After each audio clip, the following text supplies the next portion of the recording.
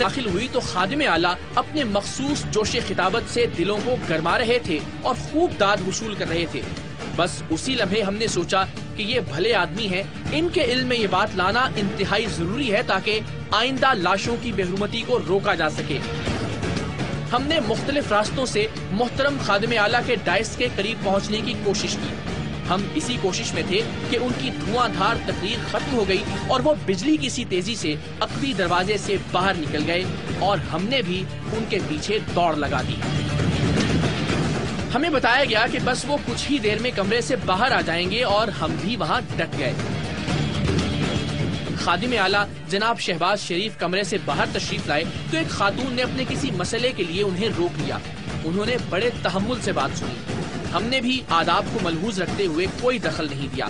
جب انہیں فراغت ہوئی تو ہم آگے بڑھے، نہایت ادب سے سلام عرض کیا اور پھر اپنا سوال۔ مگر وطن عزیز کے حکمرانوں کے رعب اور دبدبے اور شاہی جاہو جلال کو شاید ایسی جسارتیں ناگوار گزرتی ہیں۔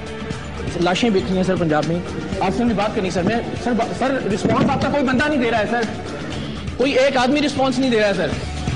خادم اعلیٰ کے گارڈز نے ہمیں دھکا دے کر ایک طرف کر دیا تھا اور شہباز شریف صاحب کی شاہی سواری ہماری گناہگار آنکھوں کے سامنے آن کی آن میں غائب ہو گئی تھی۔ اور میں اب تک یہ سوچ رہا ہوں کہ یہ تو ہو ہی نہیں سکتا کہ شہباز شریف نے میری یہ بات سنی نہ ہو کہ سر پنجاب میں لاشیں بک رہی ہیں۔ اور لاشیں بکنے کی بات سن کر بھی وہ رکے نہیں، انہوں نے پوچھا نہیں کہ کہاں اور کیوں ایسا ہو رہا ہے۔